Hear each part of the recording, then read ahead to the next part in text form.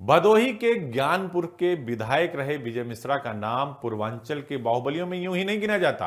कारनामे ऐसे थे कि उसका नाम बाहुबलियों की गिनती में गिना जाने लगा।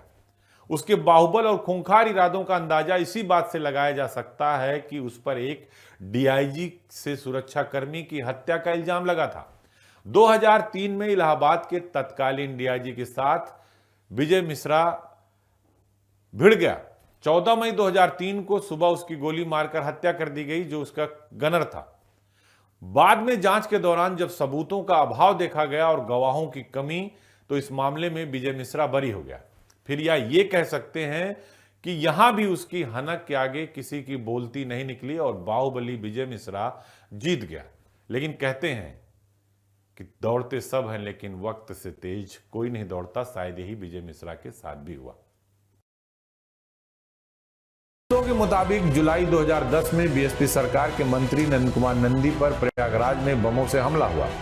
तब उत्तर प्रदेश के अंदर मायावती की सरकार थी। देखिए, बसपा के शासन में 2007 से 2012 के दरमियान जो है, आपने देखा कि सबसे पहले जब बसपा प्रमुख मुख्यमंत्री पद ली तो विक्रम सिंह को उन्होंने जो है डीजीपी बनाया। उनके बाद सुलखान सिंह बने।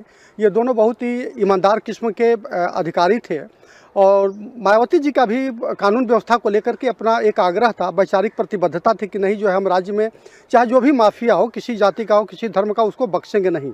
तो विजय मिश्रा किस तरह से जो है मायावती जी की सरकार ने जो है उनके खिलाफ सख्त कार्रवाई की और मुझे लगता है कि ऐसे माफियाओं के खिलाफ जो है रीढ़ पर हमला उसी समय से शुरू हुआ और माना गया कि कानून व्यवस्था के मोर्चे पर मायावती सरकार बहुत बेहतर काम की, आज भी उसकी नज़ीर दी जाती है।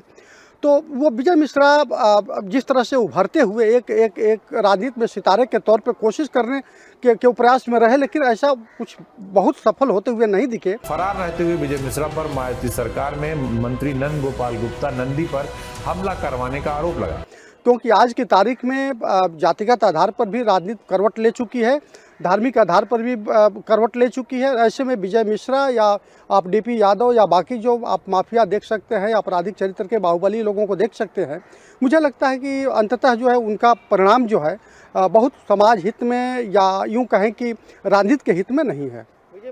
2009 में बाहुबली की तलाश में घूम रही पुलिस अब दिन रात, फिर यूं कहें कि दिन के 24 घंटे उसे ढूंढ रही थी, क्योंकि इस पर पूरे वाकये के बाद विजय मिश्रा पर एक के बाद एक कई मुकदमे दर्ज होने लगे। चर्चित रही है। नंदी उसमें गंभीर रूप से घायल हो गए थे। बहुत दिनों उपचार चला है, जान बच गई उनकी। और अब जो भी विवाद अंदरूनी रहा हो, विजय मिश्रा ने कई बार दावा किया कि उसने भदोही में बसपा प्रत्याशी की मदद करने से मना कर दिया था। इसी वजह से उसके ऊपर एक के बाद एक मुकदमों की फहरिस्त लाद दी गई। नाराज होकर ये सारे मुकदमे राजनीतिक रंजिश के चलते दर्ज हुए थे। बहरहाल विजय मिश्रा फरार रहते हुए भी बहरूपिया बन गया। देखिए, ये विजय मिश्रा के तो अब हमाम में तो सब नंगे हैं। कह सकते हैं कि कोई भी ऐसा सियासी दल नहीं है जो एक पर्दे के बाहर, एक पर्दे के पीछे से जो है उन्हें समर्थन हासिल होता रहा। उन नेताओं का नाम लेना मैं बहुत ज़रूरी नहीं समझता हूँ, लेकिन सच्चाई है कि कोई भी ऐसा राजनीतिक दल नहीं रहा है उत्तर प्रदेश में जो विजय मिश्रा या बाकी और जो माफिया हैं उनको संरक्षण न दिया हो।